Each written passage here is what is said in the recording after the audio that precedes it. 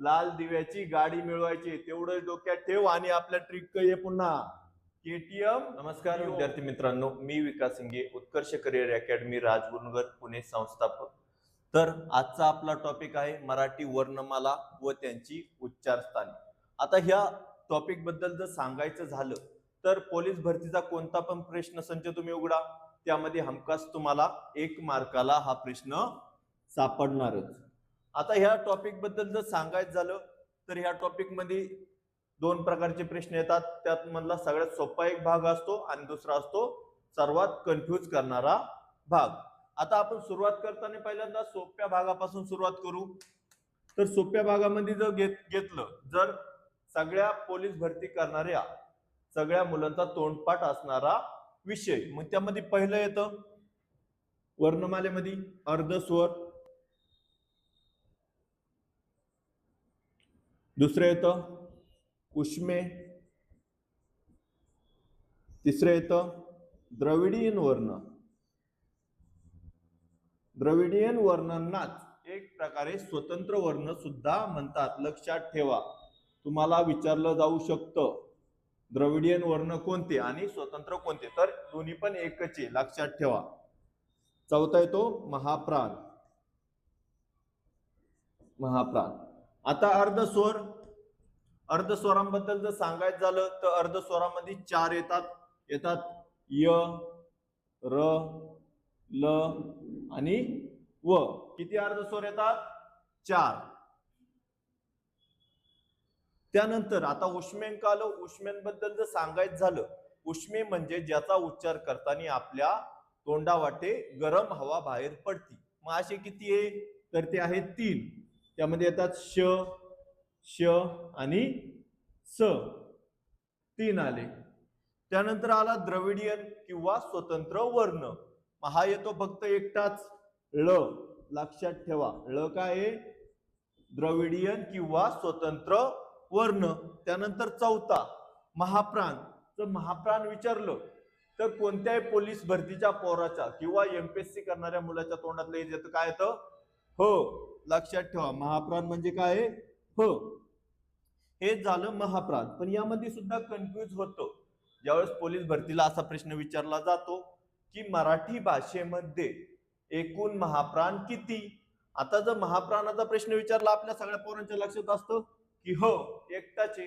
पण अशा वेळेस काय होतं, एकूण एकूण हा जर शब्द विचारला तर एकूण महाप्राण आहे 14. हे तुमचं उत्तर असेल. आता ह्या टॉपिक बद्दल जर सांगायचं झालं तर हा टॉपिक सर्व विद्यार्थ्यांना तोंडपाठ आहे. म्हणजे पोलीस भरतीचा कोणता पण मुलगा आला त्याला प्रश्न, त्यामध्ये हा 101% मार्क घेणार. आता दुसरा टॉपिक सांगायचं झालं वर्णांची उच्चार स्थाने, त्याबद्दल आपण बघू. आता आपण अगोदर बघितलं मराठी वर्णमाला, त्यामध्ये आपण अर्धस्वर बघितलं, उष्मे बघितलं, द्रविडियन बघितलं, महाप्राण बघितलं. ते आपलं क्लिअर झालं. म्हणजे पोलीस भरतीचा कोणताही मुलगा असो त्यामध्ये 101% मार्क घेणार. पण मार्क जातो कुठं? ज्यावेळेस आपल्याला वर्णांची उच्चार स्थाने विचारली जातात.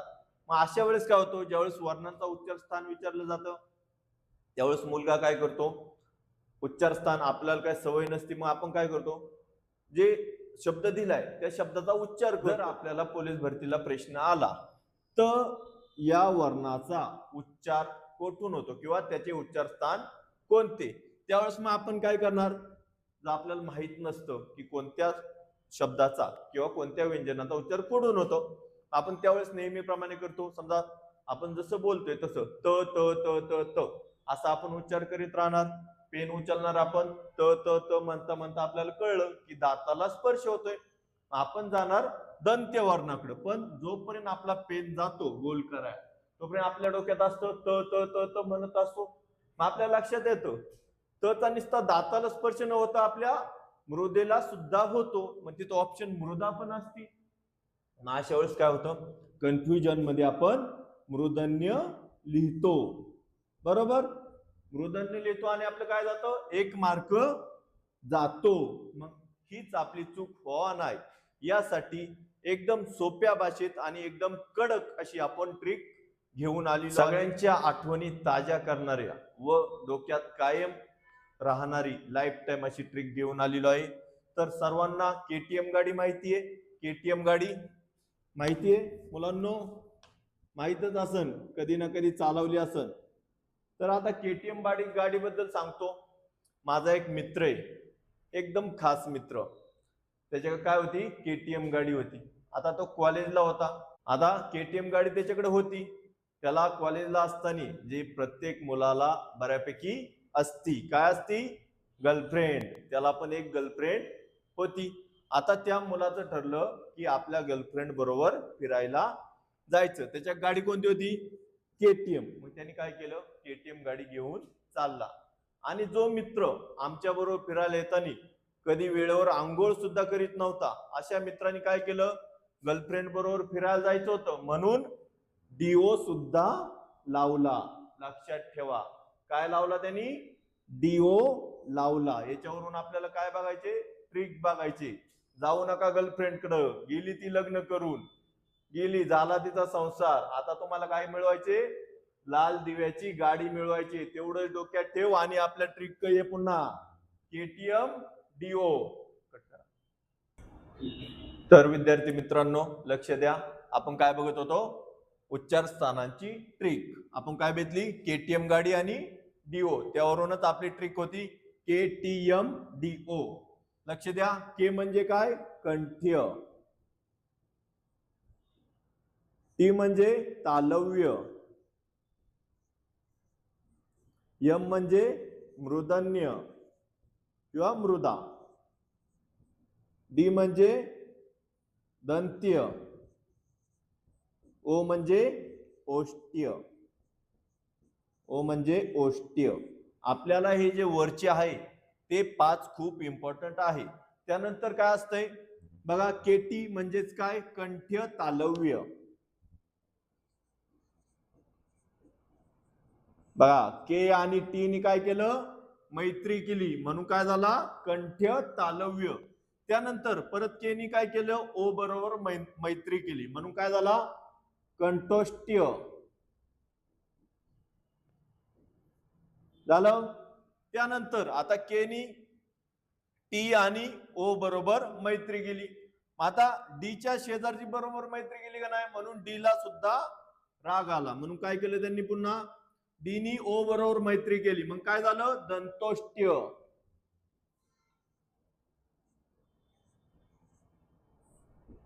त्यानंतर आता के नी डीच्या जवळच्या बरोबर मैत्री केली म्हणून डी नी सुद्धा काय केलं, केच्या जो जवळ होता त्याच्या बरोबर मैत्री केली. काय झालं मग, दंत्य तालव्य.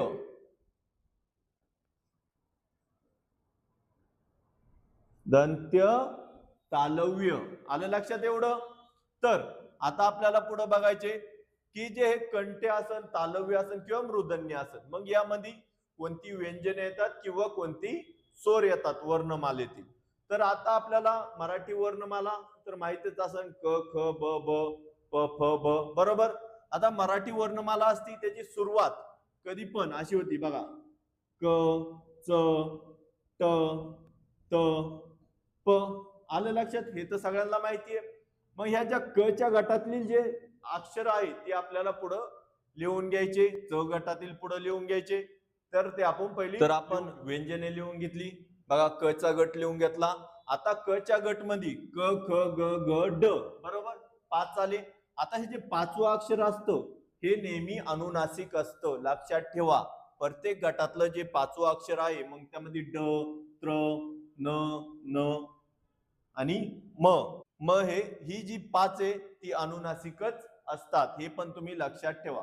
तर आता आपण आपल्या मेन मुद्द्याकडे येऊ की उच्चार स्थाने. बघा, क च्या गटातली जेवढी असतात तेवढी सगळी काय असतात, कंठ्य असतात. टी च्या गटातील तालव्य असतात, यम च्या गटातील मृदन्य असतात, डी च्या गटातील दंत्य असतात आणि ओ च्या गटातील काय असतात, ओष्ठ्य असतात.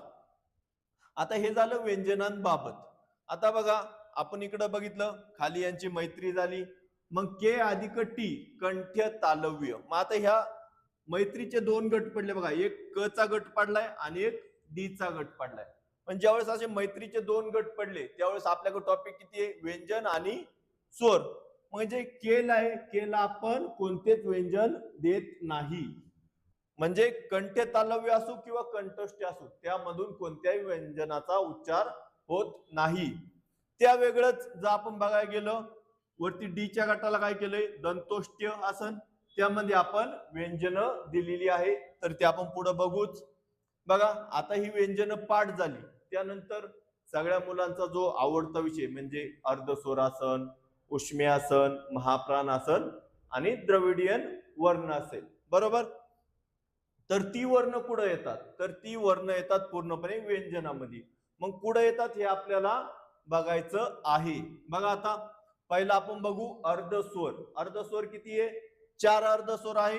आता काय करायचं, आपल्याकडे किती आहे, 5 आहे, केटीएम डीओ. मग अशा वेळेस आपण काय करायचं, हा सोडायचा आणि पहिला सोडायचा आणि 5वा सुद्धा सोडायचा. वर्ण किती आहे, 4 आहे.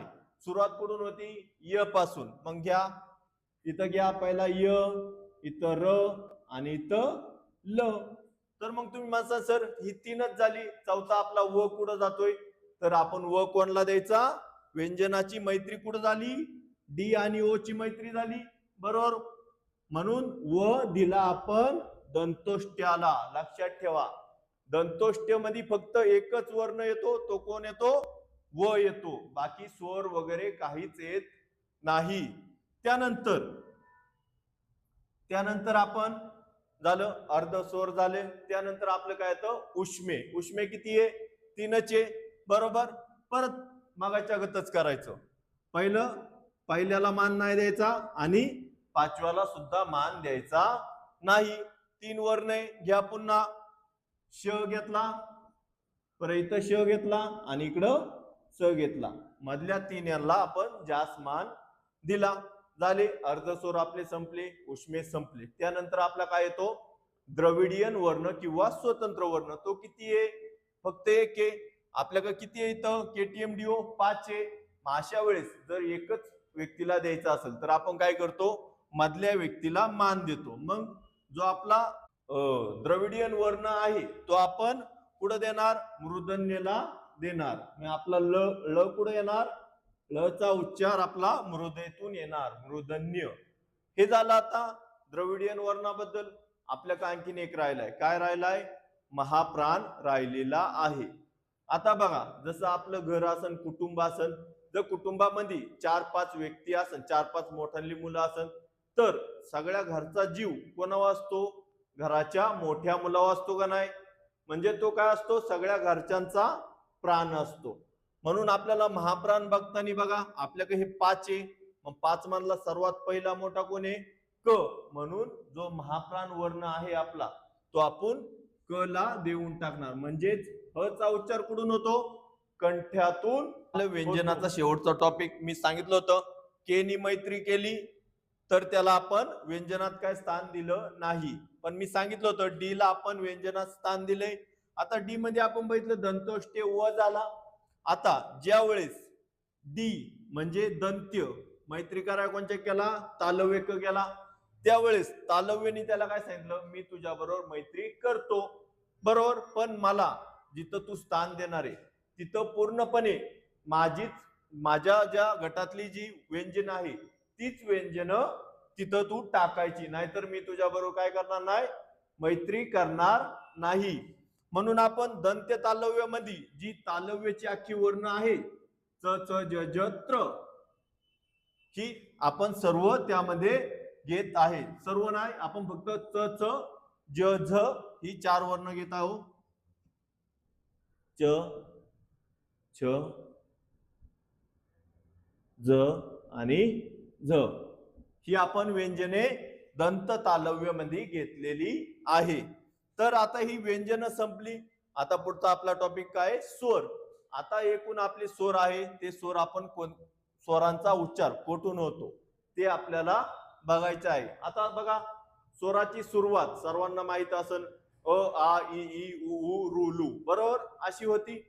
तर बघा, जे अ आहे आपण पहिल्या गटात घेऊ, अ आ पहिल्या गटात घेतलं. त्यानंतर ई ई आपण दुसऱ्या गटात घेतलं, ई ई. बघा गट बघा, अ आ चा गट कोणता आहे, कंठ. ई ई चा काय आहे, तालव्य. त्यानंतर आपण काय केलं, हे दोन मधले सोडून दिले. डायरेक्ट कुठे गेलो आपण? ओष्टे क म्हणजे 5व्या गटाक गेलो. आता अ आ इ ई त्यानंतर काय येतं? उ उ. मग आपण तिथं उ उ घेणार, उ आणि उ. आता उ उ नंतर काय येतं? उ उ नंतर आपल्याकडे काय येतं? रू आणि लू. बघा आता आपण हे मधले दोघं सोडले, त्यांना राग नाही यावा त्यासाठी आपण काय करणार? प्रत्येकाला एक एक देणार. मग रू आपला इथे येणार, रू आणि लू कुठे येणार? खाली. रूचा उच्चार कुठून होणार? मृदेतून, म्हणजेच रू मृदन्य आणि लू काय? दंत्य. हे झालं. त्यानंतर आता के बघा, आपण के ची जी मैत्रीचा गट आहे, के आणि टी आणि के आणि ओ, यांना आपण व्यंजन दिली नाही मैत्री केल्यामुळं. आपण मग त्यांना काय द्यायचं? स्वर द्यायचे. मग आता स्वर देताना पहिला के आणि टी च्या गटाला म्हणजेच कंठ्य तालव्य गटाला आपण देणार ए आणि ए. बघा, ए आणि ए हे दोन आपण यांना देणार. कोणला देणार?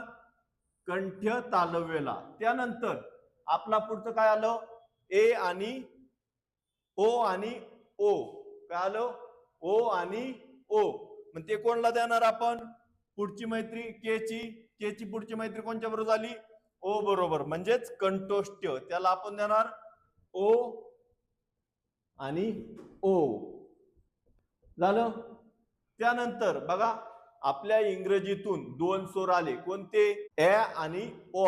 हे दोन इंग्रजीतून स्वर आले. मग आता काय करायचं? आपण ए आणि ओ इथं द्यायचं, ए आणि याच्या खाली लगेच ओ. म्हणजे एचा उच्चार कुठून होणार? कंठ्य तालव्य मधून. आणि ओ चा उच्चार कुठून होणार? कंठोष्ठ्य मधून. बघा ही लाईन लक्षात ठेवा. मी सांगतोय त्या प्रकारेच तुम्ही लक्षात ठेवा. पहिल्यांदा आपण क ची सर्व लाईन मारून घ्यायची, च ट त प सगळी लाईन मारून घ्यायची. त्यानंतर आपण अर्धस्वर घ्यायचे. बघा, य र ल. उरलेला कुठं? व कुठं जाणार? दंतोष्ठ्य. दंतोष्ठ्य मध्ये फक्त व येतो एकमेव. त्यानंतर आपण उष्मे घेतलं, श श स. बरोबर. त्यानंतर आपण काय घेतलं? स्वतंत्र वर्ण किंवा द्रविडियन वर्ण एकच म्हणून मध्ये दिला, मृदन्यला ळ. त्यानंतर घेतलं महाप्राण, कंठ्य ह. त्यामुळे हे मी सांगतो तसा चार्ट लक्षात ठेवा. केटीएम डीओ आपल्याला लक्षात राहिलंच पाहिजे. अशाच गमती जमतीत अभ्यास शिकण्यासाठी आमच्या उत्कर्ष करिअर अकॅडमी या युट्यूब चॅनलला लाईक करा, सबस्क्राईब करा, शेअर करा आणि बेल आयकॉन बटन दाबायला विसरू नका, जेणेकरून आमचे येणारे नवीन व्हिडिओ सर्वात अगोदर तुम्हाला पाहायला मिळतील.